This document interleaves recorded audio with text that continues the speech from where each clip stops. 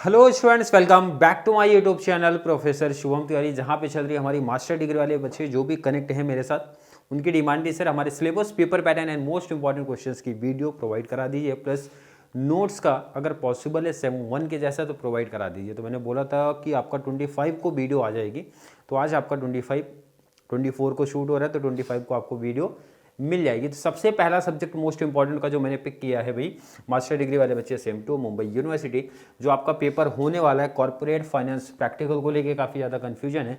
बहुत सारे doubts confusion जो बच्चों के माइंड में आते हैं, पूछे भी जाते हैं, तो उसका रिप्लाई दे दूंगा। 70 आउट ऑफ 75 कैसे आपके कवर हो जाएंगे। जो आपका एक्सटर्नल पेपर होने वाला है मैं उसकी बात कर रहा हूँ। क्लियर है? तो जितने भी डाउट्स हैं सब क्लियर करेंगे इसी वीडियो में। तो चलिए स्टार्ट करते हैं आज की क्लास।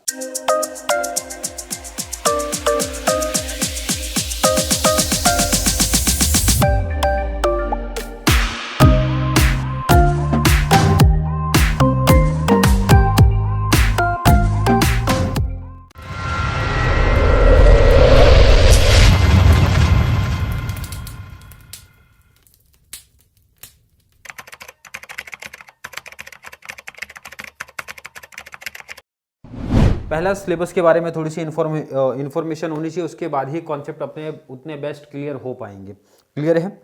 अगर मैं बात करूँ प्रैक्टिकल के पॉइंट ऑफ व्यू से, सीधा बात करने वाले हैं।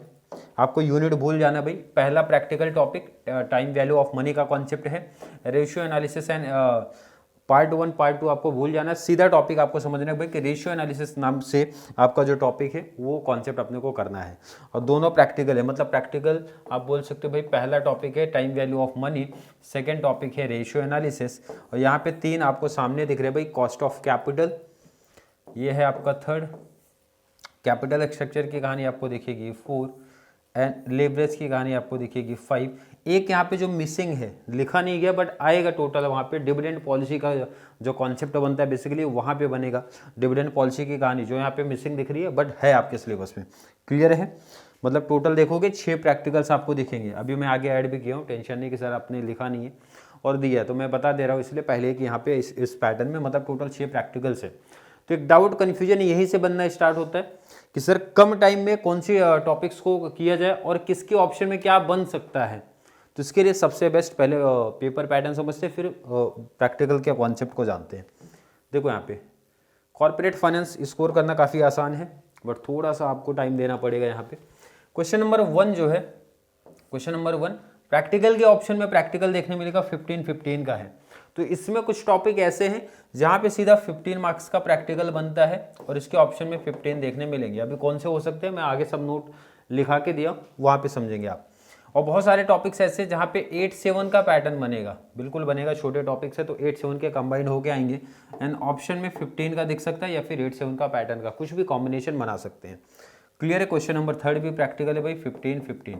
इसका मतलब जब आप प्रैक्टिकल की बात करते हो तो इसका मतलब है सिर्फ 45 मार्क्स हमारे प्रैक्टिकल हैं। अब यहाँ पे कुछ बच्चे ऐसे हैं जो सिर्फ पासिंग का देख रहे हैं, तो प्रैक्टिकल करना आपके लिए कंपलसरी है। कुछ बच्चे ऐसे हैं जो एक अच्छा स्कोर की तरफ देख रहे हैं, तो उनके लिए भी प्रैक्टिकल में आउट ऑफ लाना काफ़ी ईजी एंड इंपॉर्टेंट बन जाता है।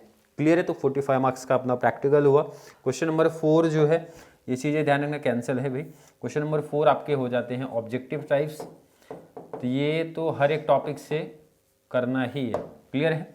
अब यहाँ पे जो प्रॉब्लम कन्फ्यूजन आ रही है सबसे ज़्यादा, वो भी एक डाउट मुझे लग रहा है कि बहुत सारे बच्चों को था, एंड ऑलरेडी बहुत सारे बच्चे, मुझे लगता है अब तक आई थिंक 8 से 10 मैसेज पर्सनल आ चुके हैं, उसका भी रिप्लाई अभी लास्ट में दे रहा हूँ। शॉर्ट नोट्स की जब बात करते भाई, एनी 3 आउट ऑफ 5, मतलब अपने को सबसे बड़ा डिसएडवांटेज की जब मैं बात करता हूँ, सबसे ज़्यादा शॉर्ट नोट्स यही एक सब्जेक्ट है जहाँ पढ़ने पड़ेंगे, क्योंकि बहुत सारे सब्जेक्ट में मतलब शॉर्ट नोट्स के पार्ट दिए गए हैं, कहीं से भी टॉपिक बनने वाले हैं। तो मैं आपको हिंट दूंगा कहाँ से बन सकते हैं, कौन कौन से टॉपिक्स आ सकते हैं। क्लियर है कि नहीं?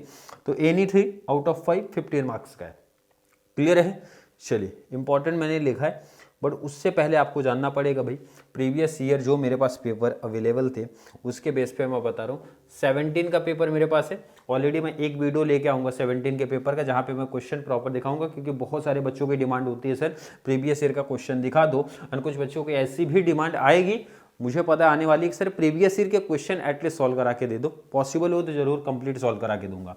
18 का पेपर एंड 19, और मुझे लगता है 3 साल का पेपर एक परफेक्ट एनालिसिस यहीं से आप कर सकते हो कि इसके ऑप्शन में क्या बन रहा है और कौन कौन से टॉपिक्स हमें पिक करने चाहिए। क्लियर है? चलिए स्टार्ट करते हैं जरा 19 से। पहला टॉपिक है भाई रेशियो। क्वेश्चन नंबर 1 जो बना था वो रेशियो एनालिसिस के ऑप्शन में लेवरेज बना था, रेशियो के ऑप्शन में लेवरेज बना था। तो मेरा सजेशन यहीं पे पहले ही आ जाता। और देखो जरा किसी ईयर में रेशियो कहाँ पे बने, देखो यहाँ पे 18 के पहले ही क्वेश्चन में रेशियो के ऑप्शन में रेशियो बन गया है। और किसी ईयर में देख लो जरा भाई रेशियो कहाँ पे दिख रहा है, सर 17 में भी क्वेश्चन नंबर 1 में ही दिख गया है। रेशियो के ऑप्शन में लेवरेज यहाँ पे दिख रहा है, रेशियो के ऑप्शन में लेवरेज यहाँ पे दिख रहा है। बट यहाँ पे क्वेश्चन नंबर 3 में भी आप देखो जरा रेशियो एनालिसिस ही बना है। तो यहाँ पे एक आइडिया आपको चल रहा है, लेवरेज भी देखो कहीं और पे भी दिख रहा है क्या, किसी ईयर में कहीं भी बना है क्या। चलिए जरा ध्यान देते हैं। तो यहाँ 17 में यहाँ सामने दिख रहा है, 19 में यहाँ सामने दिख रहा है, 18 की जरा बात करते हैं तो यहाँ पे सामने दिख रहा है। थर्ड वाले क्वेश्चन में लेवरेज के ऑप्शन में लेवरेज दिया है, जिसको आपके टॉपिक में नाम दिया गया है business risk and financial risk नाम से मेंशन है, तो कंफ्यूजन नहीं होना, उसी का पार्ट वो दिया गया है। क्लियर है? तो आपको एक आइडिया समझ में आ गया सर रेशियो के ऑप्शन में लेवरेज यहाँ था।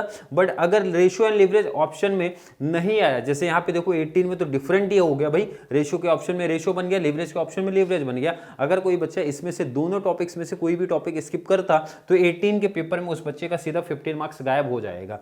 और क्लियर कि नहीं? और यहाँ पे भी देखो जरा रेशियो अगर टॉपिक आपने कवर किया तो सीधा बेनिफिट्स कहाँ पे दिख रहा है भाई, 15 का आपको यहाँ पे दिख जाएगा, 15 को आपको यहाँ पे दिख जाएगा, मतलब 30 मार्क्स का बेनिफिट आपको देखने मिल रहा है। आपके सामने जरा देख लो, नोट कर लो, नोट करना है तो नोट कर लो, और सामने सब चीजें दिखा रहा हो भाई। 17, 18, 19 का पेपर प्रॉपर एनालिसिस करने के बाद ही देखो आंसर है कि पहला टॉपिक आपको जो पिक करना है रेशियो एनालिसिस कर लेना है, सेकंड सर लेवरेज करना है, बोले तो business risk and financial risk करना है, क्योंकि यहाँ पे 17 में देखो 15 का पूछा है, 18 में देखो 15 के ऑप्शन में वही दिख रहा है, 19 में भी दिख रहा है। और एक चीज मैं आपको बता दूं, business risk and financial risk का ही ये पार्ट है जो आपको यहाँ पे मैंने नाम दिया ना, EBIT एंड EPS एनालिसिस, उसी का पार्ट है। बट ये है कि भाई यूनिवर्सिटी के बुक में अलग दिया है, यूपीएस जब आप पढ़ोगे तो वहाँ पे अलग दिया है, बट जब आप इनकी बुक पढ़ोगे रेगुलर वाले बच्चों का तो कंबाइंड करके उसी में कर दिए हैं। ये भी चीज़ आपको नोट करना है। अगर आप अलग पढ़ रहे हो तो भी कोई दिक्कत नहीं, उसकी बहुत सिंपल सी पहचान है, मैं बता दूंगा अगर प्रैक्टिस करवाऊंगा तो बता रहा हूँ। क्लियर है कि नहीं? मतलब इसकी बहुत सिंपल सी पहचान होती है भाई। और ये देखो 15 मार्क्स का आपका वहाँ पे भी दिख रहा है, 15 का इधर भी दिख रहा है। बट पहले मेरा सजेशन है 2 टॉपिक पे फोकस करिए। अब जरा ये इंपॉर्टेंट में मैंने देखो कैसे लिखा है, सीधा क्वेश्चन नंबर 1, 2, 3 के लिए पहला टॉपिक प्रैक्टिस करना है। देखो सामने लिखा हूँ रेशियो एनालिसिस, जिसका नाम है फाइनेंशियल एनालिसिस, आपके बुक में कंफ्यूजन नहीं होना, दोनों नाम लिख के दे दिया हूँ। सेकेंड टॉपिक जो आपको पिक करना है लेवरेज, जिसका नाम है भाई business risk and financial risk. कोई डाउट तो नहीं किसी बच्चे को? 2 टॉपिक किया। बेनिफिट कितने का मिलेगा सर? एटलीस्ट 15 का, कम से कम 15 का, एंड मैक्सिमम कितने का? 30 का। 2 टॉपिक ही मैं बात कर रहा हूँ। क्यों 15, 30 लिखा? 3 पेपर आई थिंक मुझे लगता है इनफ थे आपको बताने के लिए। चलिए अगले टॉपिक पे आ जाते हैं जरा। अगला टॉपिक आपको पिक करना है, सामने दिख रहा है भाई EBIT EPS analysis, EBIT EPS analysis. जो मैंने बात किया लेवरेज का ही पार्ट है, बोले तो उसी का पार्ट है। तो मतलब यहाँ पे मैंने मेंशन भी किया, जरा देखो यहाँ पे थर्ड वाला दिख रहा है सामने आपको, दोनों नाम लिख के दे दिया है। 3 पार्ट किया, कितने मार्क्स का बेनिफिट? 15 का हो भी सकता नहीं भी, क्योंकि 18 में जरा देखेंगे यहाँ पे 18 में नहीं बना था, बट 19 में देख रहे हो आप बना है, एंड 17 के पेपर में भी बना है। पर ध्यान रखना सिर्फ 3 टॉपिक करने से ऐसा नहीं है कि आपका 45 कवर हो जाएगा, क्योंकि इसके पीछे का रीज़न जरा आप समझो, इसके पीछे का रीज़न जरा समझ रहे हैं। अगर एक एक चलो स्टार्ट करते हैं। 19 के पेपर को जब आप देखते हो रेशियो के ऑप्शन में लेवरेज दिया, सर 15 कवर हो गया, क्योंकि हमने रेशियो भी पढ़ा है, लेवरेज भी पढ़ा है।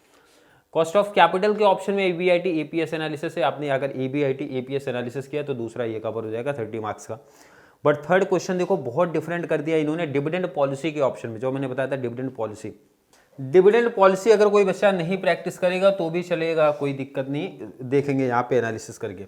बट इसके लिए आपको करना पड़ेगा कॉस्ट ऑफ कैपिटल, अगला टॉपिक भी करना पड़ेगा, क्योंकि कॉस्ट ऑफ कैपिटल आप जरा देखो 15 मार्क्स के सीधा बने हैं।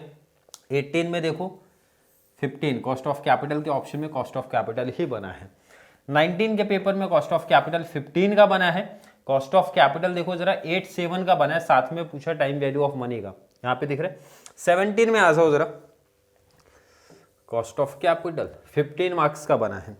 कॉस्ट ऑफ कैपिटल दिख रहा है कि नहीं, 15 + 8 7 के कॉम्बिनेशन में बनेगा। एंड कॉम्बिनेशन में अगर आ रहे हैं तो आपको फिर टाइम वैल्यू ऑफ मनी करना पड़ेगा, जिसमें मुझे लगता है कि भाई 2 या 3 टाइप के फॉर्मूले हैं, वो आपको प्रैक्टिस करने पड़ेंगे। किसमें टाइम वैल्यू ऑफ मनी की बात करूँ, इसका मतलब है कॉस्ट ऑफ कैपिटल प्रैक्टिस करना पड़ेगा। मतलब अगला टॉपिक है भाई, इतने तो करने पड़ेंगे कम से कम 4, मतलब 4 प्रैक्टिकल टॉपिक्स कम से कम करने हैं अगर एक अच्छा स्कोर करना है तो। एंड टाइम बचा तो भाई टाइम वैल्यू ऑफ मनी कर लिया तो पेपर एग्जामिनर को कैसा भी सेटअप कर लेने दो, आपका 45 मार्क्स फिक्स हो जाएगा। मतलब ये जो प्रैक्टिकल है भाई 45 आउट ऑफ 45 आ जाएगा अगर किसी बच्चे ने ये 5 प्रैक्टिकल कर लिए तो।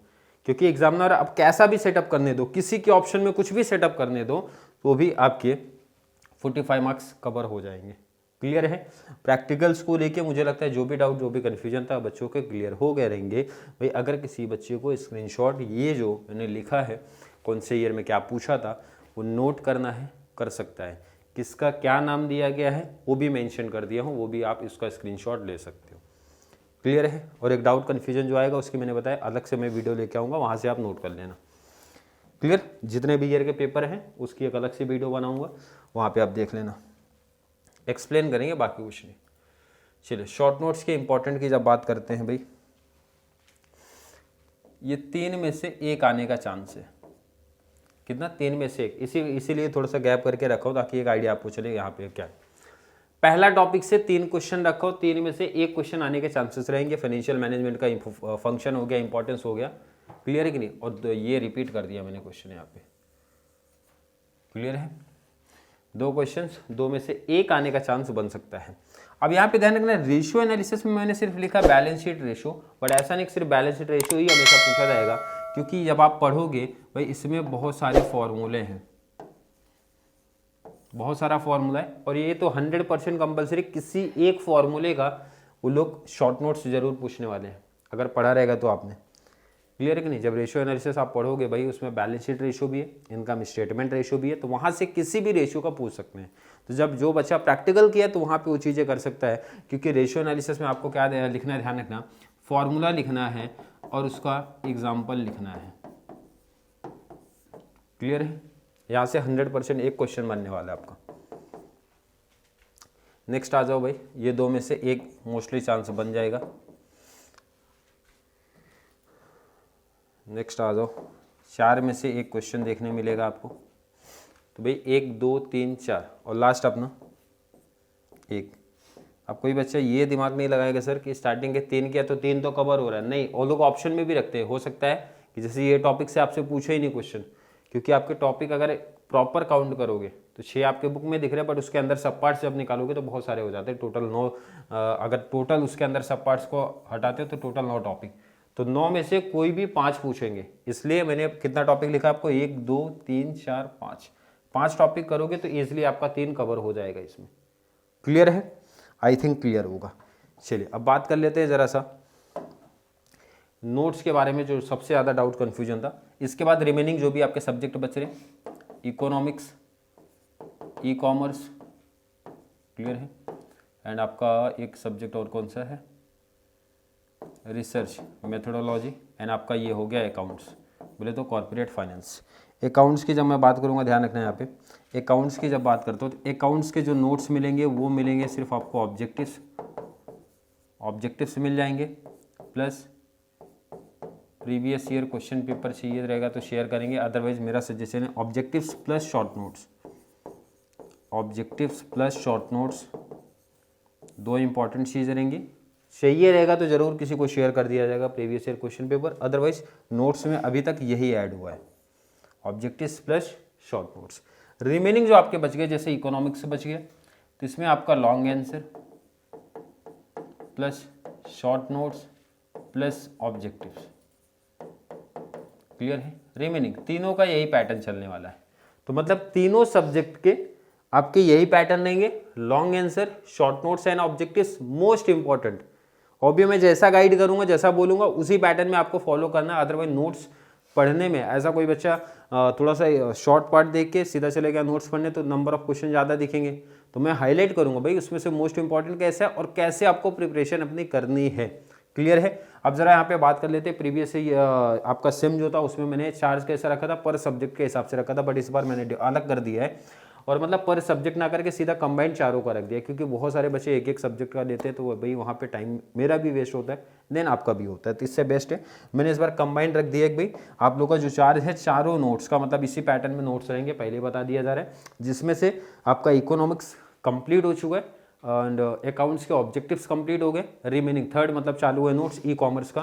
तो जिस भी बच्चे को अभी से स्टार्ट करना है प्रिपरेशन अपनी, तो भाई चारों सब्जेक्ट का जो चार्ज रखा गया वो 51 रुपीज़। अब ध्यान रखना, यहाँ पे एक और क्लियर कर दूं कि पर सब्जेक्ट का नहीं है, कंप्लीट हर एक बच्चा जो अकाउंटिंग वाला रहेगा भाई 51 पे करके, अब 51 में ही चारों सब्जेक्ट रहेंगे, एक एक सब्जेक्ट का सेपरेट कोई चार्ज मैंने नहीं रखा है। क्लियर है कि नहीं? तो चार सब्जेक्ट के जितने भी मोस्ट आईएमपी रहेंगे जो गाइड किया गया रहेगा उसी के अकॉर्डिंग प्रिपरेशन करना, वही पेपर में बनने वाले हैं। जो भी बच्चे सेम 1 में कनेक्ट थे तो उनको पता होना चाहिए भाई किस टाइप से था और किस पैटर्न से मैंने प्रीवियस जो भी आपका था वो मैंने सेटअप किया था। क्लियर है? मुझे लगता है हर एक बच्चे को डाउट कन्फ्यूजन जो भी था वो क्लियर हो गया होगा। जो बच्चे न्यू हमारे कनेक्ट हुए होंगे तो भाई पेमेंट कैसे करना है, जो भी नंबर आपको शेयर कर रहा हूँ भाई 8452020551 पेमेंट करके स्क्रीनशॉट शेयर करो, उसके बाद आप क्लास लिख दो भाई master degree same to sir. ये सब्जेक्ट तो ऑलरेडी मैं समझ जाऊंगा पेमेंट से, क्योंकि इस बार पर सब्जेक्ट के हिसाब से चार्ज ही नहीं है, तो मैं 51 का पेमेंट जिसका भी आएगा तो वहाँ पे मैं क्लियर समझ जाऊंगा। वैसे भी चारों सब्जेक्ट का नोट शेयर करना है तो आपको चारों सब्जेक्ट के नोट्स शेयर कर दिए जाएंगे, जिससे आपको एग्जाम में काफ़ी ज़्यादा बेनिफिट्स मिलेगा। क्लियर है? तो मुझे नहीं लगता उसके बाद आपको कहीं भी किसी और पब्लिकेशन या नोट्स आपको प्रीफर करना पड़ेगा। क्लियर है? आई थिंक हर एक बच्चे का अकाउंटिंग को लेकर जो भी डाउट जो भी कन्फ्यूजन था वो क्लियर हो गया रहेगा। फिर भी किसी बच्चे को आज की क्लास को लेकर कोई भी डाउट कोई भी कन्फ्यूजन अगर क्रिएट होता है तो जरूर नीचे कमेंट में ऐड करें, या फिर कॉन्सेप्ट क्लियर है, वीडियो आपको थोड़ी सी भी हेल्पफुल लग रही है तो वीडियो को लाइक करना है, और जितना ज़्यादा पॉसिबल हो सके चैनल का लिंक हमारे कॉमर्स सेक्शन वाले बच्चों को जरूर शेयर करें ताकि उनको इस चैनल से बहुत सारा बेनिफिट्स मिल सके। चलिए मिलेंगे अगली क्लास में, तब तक के लिए थैंक यू सो मच।